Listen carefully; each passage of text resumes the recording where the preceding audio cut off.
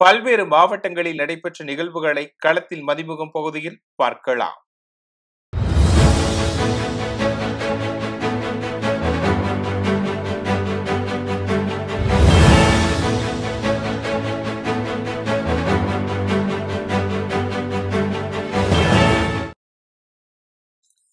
சென்னை ஈசிஆரில் உள்ள இஸ்கான் கோவிலில் ஸ்ரீ கிருஷ்ண ஜன்மாஷ்டமி விழா கோலாகலமாக நடைபெற்றது.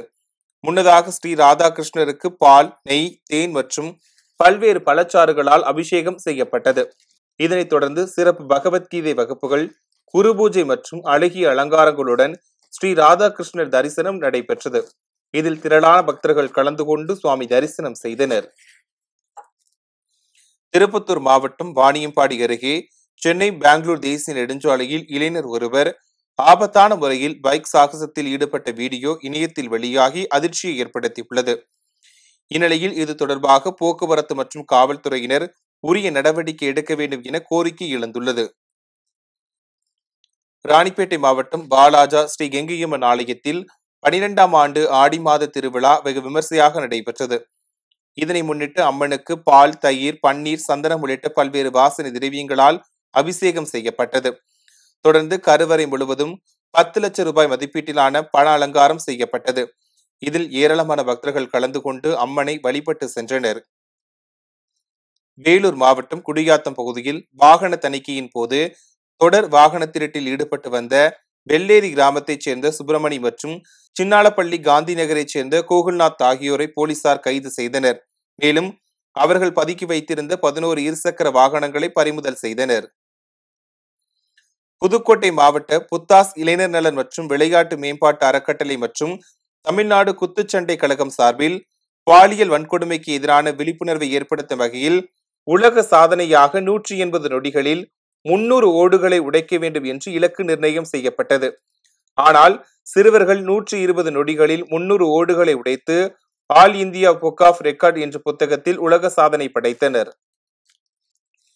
தமிழகத்தில் முதன்முறையாக விருதுநகர் திரையரங்கில் குறும்படம் சிறப்பு காட்சி திரையிடப்பட்டது. மலேசியாவில் தயாரிக்கப்பட்ட நந்தினி என்ற குறும்பட சிறப்பு காட்சியை இயக்குனர் Hariharasudhan திரையிட்டார்.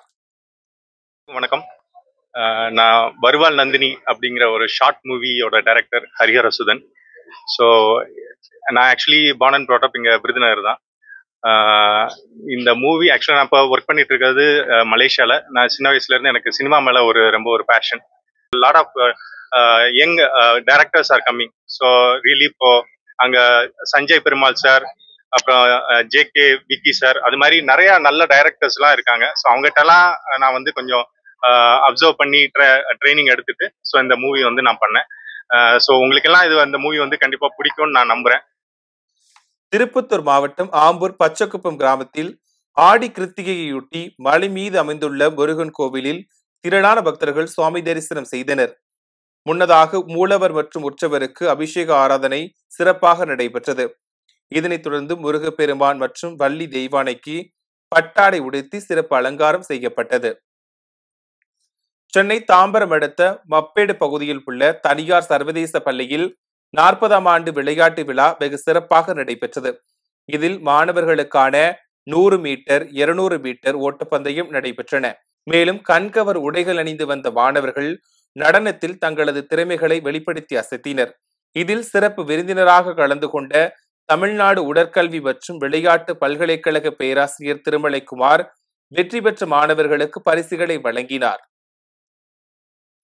Erode civil engineers trust சார்பில் டெக்ஸ் வேலி வளாகத்தில் உணவு திருவிழா நடைபெற்றது. கிச்சன் எக்ஸ்போ ஸ்டால்களை சக்தி மசாலா நிர்வாக இயக்குனர் துரைசாமி துவக்கி வைத்தார்.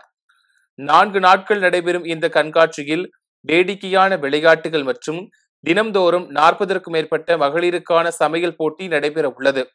இந்நிகழ்ச்சியில் பிரபல சமையல் மற்றும் உணவுத்துறை வல்லுநர்களான மாதம்பட்டி ரங்கராஜ், சிவராமன், செஃப் கௌசிக் ஆகியோர் பங்கேற்றனர். வேலூர் மாவட்டம் காட்பாடியில் உள்ள வேலூர் தொழில்நுட்ப பல்கலைக்கழகத்தில் 40வது பட்டமளிப்பு விழா பல்கலைக்கழக வேந்தர் விஸ்வநாதன் தலைமையில் நடைபெற்றது.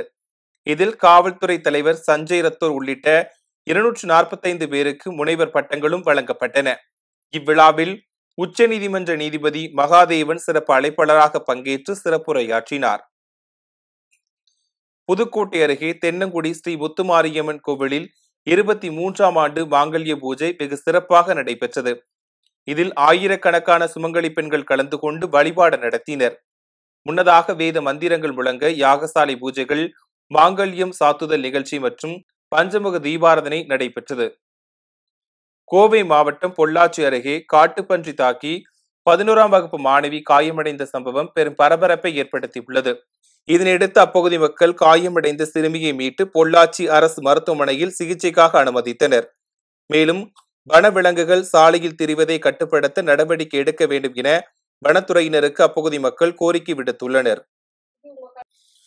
திருவண்ணாமலை மாவட்டம் மேற்கு ஜவ்வாது மலை புறாக்குன்றுமேடு மலையில் உள்ள வள்ளி தெய்வானை சுப்பிரமணியர் கோவிலில் ஆடி கிருத்திகையொட்டி காவடிகள் மற்றும் 108 பால்குடம் எடுத்து பக்தர்கள் நேர்த்திக்கடன் செலுத்தினர்.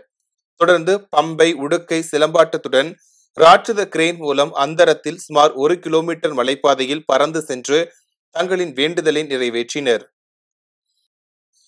புதுக்கோட்டை மாவட்டம் கைக்குறிச்சி கிராமத்தில் ஸ்ரீ பொற்பனை செம்முனீஸ்வரர் கிடாவெட்டு பூஜையை முன்னிட்டு மாட்டு வண்டி எல்கை பந்தயம் நடைபெற்றது. இதில் பல்வேறு மாவட்டங்களிலிருந்து வந்திருந்த சாரதிகள் மற்றும் மாட்டு வண்டிகள் கலந்து கொண்டன. மேலும் போட்டியின் இறுதியில் வெற்றி பெற்ற மாட்டு வண்டியின் உரிமையாளர்களுக்கும் அதனை ஓட்டிச் சென்ற சாரதிகளுக்கும் ரொக்கப்பணம் மற்றும் பரிசு பொருட்கள் வழங்கப்பட்டது. மயிலாடுதுறையில் ஈஷா கிராமோத்சவம் என்ற பெயரில் ஈஷா புத்துணர்வு கோப்பை 2025ற்கான விளையாட்டுப் போட்டிகள் நடைபெற்றன. இதில் 25 அணிகள் பங்கேற்ற நிலையில் நாக் அவுட் முறையில் நடைபெறும் போட்டியில் வெற்றி பெறும் அணிக்கு மாவட்ட அளவிலான சான்றிதழ்கள் மற்றும் பரிசுகள் வழங்கப்பட உள்ளன.